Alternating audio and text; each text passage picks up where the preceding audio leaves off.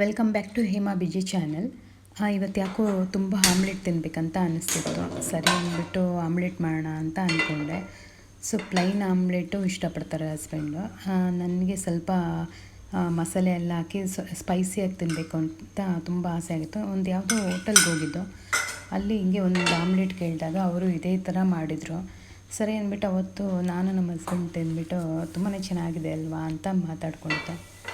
So ಹಾಗೆ ಇರಲಿ ಅಂದ್ಬಿಟ್ಟು ನಾನು ನೈಟು ಆಮ್ಲೆಟ್ ಮಾಡ್ತೀನಿ, ಅವತ್ತು ತಿನ್ಕೊಂಬಂದ್ವಲ್ಲ ಹೋಟ್ಲಲ್ಲಿ, ಆ ರೀತಿ ಮಾಡ್ತೀನಿ ಅಂದೆ. ನಿನಗೆ ಮಾಡೋದು ಬರುತ್ತೆ ಆ ರೀತಿ, ಬೇಡ ಪ್ಲೈನೇ ಮಾಡು ಅಂದರು. ಬರೀ ಉಪ್ಪು ಮತ್ತು ಪೆಪ್ಪರ್ ಪೌಡ್ರ್ ಹಾಕಿ. ಸರಿ ನೋಡೋಣ ಅಂದ್ಬಿಟ್ಟು ಟ್ರೈ ಮಾಡಿ ನೋಡೋಣ ಅಂದ್ಬಿಟ್ಟು ನಾನು ಏನು ಮಾಡಿದೆ, ಒಂದು ಆಮ್ಲೆಟ್ ಮಾಡೋಕ್ಕೆ ರೆಡಿ ಮಾಡಿಕೊಂಡೆ. ಕರಿಬೇವಿನ ಸೊಪ್ಪು ಮತ್ತು ಈರುಳ್ಳಿ ಮತ್ತು ಹಸಿಮೆಣ್ಸಿನ್ಕಾಯಿ ಇದೆಲ್ಲ ಹೆಚ್ಕೊಂಡೆ. ಕರಿಬೇವಿನ ಸೊಪ್ಪು ಸಾಮಾನ್ಯವಾಗಿ ನಾವೆಲ್ಲ ಸ್ಮಾಲಾಗಿ ಕಟ್ ಮಾಡ್ಕೊತೀವಿ, ಬಟ್ ಅಲ್ಲಿ ಆ ಹೋಟೆಲಲ್ಲಿ ಹಾಗೆ ಹಾಕಿದ್ರು, ಸ್ವಲ್ಪ ಎಲೆ ಕಟ್ ಮಾಡ್ದಂಗೆ ಹಾಗೆ ಹಾಕಿದ್ರು. ಸರಿ ಅಂದ್ಬಿಟ್ಟು ಹಾಗೆ ಹಾಕೋಣ ಅಂದ್ಬಿಟ್ಟು ಇದು ಮಾಡಿದೆ. ಸೊ ಇದೆಲ್ಲ ಕಟ್ ಮಾಡಿ ಒಂದು ಬೌಲಲ್ಲಿ ಹಾಕ್ಕೊಂಡು, ಸೊ ಅದಕ್ಕೇನೇನು ಬೇಕಾಗತ್ತೆ ಮಸಾಲೆ ಅಂದರೆ ಉಪ್ಪು ಮತ್ತು chilli powder, pepper powder, garam masala ಇದೆಲ್ಲ ಹಾಕ್ಬಿಟ್ಟು, ಮತ್ತು ಒಂದು 4 ಮೊಟ್ಟೆನ ಅದ್ರೊಳಗೆ ಹಾಕೋಬೇಕು.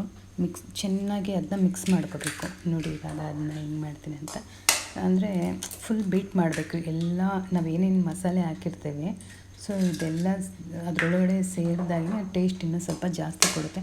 ಅದರೊಳಗೂ ನಾವು ಬೀಟಿಂಗ್ ಮಾಡ್ತೇವಲ್ಲ, ಆ ಬೀಟಲ್ಲಿ ತುಂಬ ಚೆನ್ನಾಗಿ ಟೇಸ್ಟು ಇನ್ನೂ ಜಾಸ್ತಿ ಕೊಡುತ್ತೆ. ಬಟ್ ಬೀಟ್ ಯಾಕೆ ಮಾಡ್ತಾರೆ ಎಲ್ಲರೂ ಅಂದರೆ, ಸ್ವಲ್ಪ ಒಂಥರ ಅದೇನು ಹೇಳ್ತಾರೆ, ಪಲ್ಫಿ ಆಗಿರೋ ಏನೋ ಹೇಳ್ತಾರಲ್ಲ, ಸೊ ಆ ಥರ ಬರೋಕ್ಕಂತ ತುಂಬಾ ಚೆನ್ನಾಗಿರುತ್ತೆ. ಸೊ ಚೆನ್ನಾಗಿ ಬೀಟ್ ಮಾಡಿಬಿಟ್ಟು ಆಮ್ಲೆಟ್ ಹಾಕಬೇಕಾಗತ್ತೆ. ಸೊ ನೋಡಿ ಹೆಂಗಿರುತ್ತೆ ಅಂದ್ಬಿಟ್ಟು, ಸೊ ಮಾಡಿದ್ಮೇಲೆ ಅಂತೂ ಅದು ತಿಂದ್ಬಿಟ್ಟು ತುಂಬಾ ಟೇಸ್ಟ್ ಆಗಿತ್ತು ನೋಡಿ. ಸೊ ಈ ಥರ ಚೆನ್ನಾಗಿ ಬೀಟ್ ಮಾಡಿಬಿಟ್ಟು, ಹೆಂಚು ನಾನು ಕಾಯಕ್ಕೆ ಇಟ್ಟಿದ್ನಲ್ಲ, ಸೊ ಅದು ನಾವು ಇದು ಆಮ್ಲೆಟ್ ಇದು ಹಾಕಿದ್ಮೇಲೆ ಏನು ಮಾಡಬೇಕು, ಸ್ಲೋ ಆಗಿ ಸಿಮ್ಮಲ್ಲೇ ಅದು ಕಾಯಬೇಕು. ನಾವೇನಾದರೂ ಉರಿ ಫಾಸ್ಟ್ ಕೊಟ್ಬಿಟ್ರೆ ಏನಾಗುತ್ತೆ, ಅದರೊಳಗೆ ಆ ಈರುಳ್ಳಿ ಹಾಕಿರ್ತೀವಲ್ಲ, ಆ ಈರುಳ್ಳಿ ಅಷ್ಟು ಇದಾಗಲ್ಲ, ಬೇಯಲ್ಲ ಚೆನ್ನಾಗಿ. ಸೊ ಹಾಗಾಗಿ ನಾವು ಸಿಮ್ಮಲ್ಲೇ ಇಟ್ಟಾಗ ಏನಾಗುತ್ತೆ ಅಂದರೆ, ಅದು ಚೆನ್ನಾಗಿ ನೀಟಾಗಿ ಬೆಂದಿರುತ್ತೆ ಆ ಈರುಳ್ಳಿ. ಸೊ ಇದು ಹಾಕ್ಬಿಟ್ಟು ನಾನು ಸಿಮ್ಮಲ್ಲೇ ಇಟ್ಟಿರ್ತೀನಿ ನೋಡಿ, 1-2 ನಿಮಿಷ. ಒಂದೊಂದು ಸಲ ಹೀಗೆ ಮನೇಲಿ ಸುಮ್ಮನೆ ನೈಟಲ್ಲಿ ಏನಾದರೂ ಇರಬೇಕಾದ್ರೆ ಏನಾದರೂ ತಿನ್ನಬೇಕು ಅನಿಸುತ್ತೆ. ಸೊ ಅವಾಗ ಹೊರಗಡೆ ಸಡನ್ನಾಗಿ ಹೋಗೋದಕ್ಕೂ ಆಗಲ್ಲ. ಆ ಟೈಮಲ್ಲಿ ಏನು ಮಾಡ್ತೀವಿ ಅಂದರೆ, ಇವಾಗ ಹಿಟ್ಟೇನಾದರೂ ಇರುತ್ತಾ, ಸೊ ಆವಾಗ ನಾನು ಆಮ್ಲೆಟ್ ಮಾಡಿಕೊಟ್ಬಿಡ್ತೀನಿ ಅಂದ್ಬಿಟ್ಟು ಆಮ್ಲೆಟ್ ಮಾಡ್ತೀವಿ. ಸೊ ಹೋಟ್ಲಲ್ಲಿ ತರಿಸ್ತೀವಿ, ಬಟ್ ಎಲ್ಲ ಟೈಮಲ್ಲೂ ಹೋಟ್ಲಲ್ಲಿ ತರ್ಸೋಕ್ಕಾಗಲ್ಲ.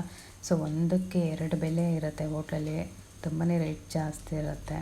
ಸೊ ಅದು ಆನ್ಲೈನಲ್ಲಂತೂ ನಾವು ಆರ್ಡ್ರ್ ಮಾಡಿಬಿಟ್ರೆ ಈ 150 ಇರೋ ಐಟಮಲ್ಲಿ 350 ಹಾಕೆಲ್ಲ ಇದು ಮಾಡ್ತಾರೆ ರೇಟು. ಸುಮ್ಮನೆ ಹಾಕಬೇಕು, ಮನೇಲೇ ಮಾಡ್ಕೊಳ್ಳೋಣ ಅಂದ್ಬಿಟ್ಟು ನನಗೆ ಏನೇ ಒಂದು ಮಾಡಿದ್ರು ಮನೇಲೇ ಮಾಡ್ತೀನಿ. ಸಿಂಪಲಾಗಿ ನಮ್ಮ ಇಬ್ಬರಿಗೆ ಎಷ್ಟು ಬೇಕು ಅಷ್ಟೇ ಮಾಡ್ತೀನಿ. ತುಂಬ ಜಾಸ್ತಿ ಮಾಡಿನೂ ವೇಸ್ಟ್ ಮಾಡೋಲ್ಲ. ಇವನ್ ಟಿಫನ್ ಆಗಲಿ ಮತ್ತು ಲಂಚ್ ಆಗಲಿ ಎಷ್ಟು ಬೇಕು ಅಷ್ಟೇ ಮಾಡ್ತೀನಿ. ಸೊ ಇವತ್ತು ಮಾಡಿಬಿಟ್ಟು ಮತ್ತೆ ಅದನ್ನು ನಾಳೆ ಉಳಿಸ್ಕೊಳ್ಳೋದು, ತಿನ್ನೋದು. ಸ್ವಲ್ಪ ಸಾಂಬಾರಾದರೂ ಇವನ್ ನಮ್ಮ ಅಮ್ಮ ಮನೇಲಿ ಇನ್ ಕೇಸ್ ಸಾಂಬಾರು ಏನಾದ್ರು ಬೇಕಾದರೆ ನಾಳೆ ಇಟ್ಕೊಂಡು ಬೇಕಾದ್ರೆ ಫ್ರಿಜ್ಜಲ್ಲಿ ಸ್ವಲ್ಪ ತಿಂತೀವಿ. ಆದರೆ ನಮ್ಮನೇಲಿ ಆ ರೀತಿ ಮಾಡಲ್ಲ. ಯಾವುದು ಎಕ್ಸ್ಟ್ರಾ ಸಾಂಬಾರು ಇದ್ದರೂ ಅದನ್ನ ಇದು ಮಾಡಿಬಿಡ್ತೀವಿ, ಮೀನ್ಸ್ ಇಟ್ಕೊಳ್ಳಲ್ಲ ಅದನ್ನ. ಸೊ ಹಾಗಾಗಿ ಎಷ್ಟು ಬೇಕು ಲಿಮಿಟ್ ಇಬ್ಬರಿಗೆ ಅಷ್ಟೇ ನಾವು ಇದು ಮಾಡ್ತೀವಿ. ನೋಡಿ ಸಿಮ್ಮಲ್ಲೇ ಇದು ಇದಾಗ್ತಾಯಿದೆ.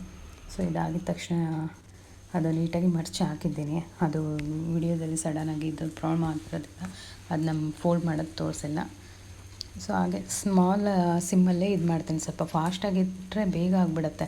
ಇಷ್ಟೊತ್ತರೆಗೂ ಟೈಮ್ ಹಿಡಿಯುತ್ತೆ ಅಂದರೆ, ಅದು ತುಂಬಾ ಒಂದು 4 ಎಗ್ ಹಾಕಿದ್ದೀವಲ್ಲ, ಆ 4 ಎಗ್ಗಿಗೆ ಒಂದು ದಪ್ಪದ ಈರುಳ್ಳಿನ ಸ್ಮಾಲಾಗಿ ಹೆಚ್ಚಿಬಿಟ್ಟು ಹಾಕಿದ್ದೇವೆ.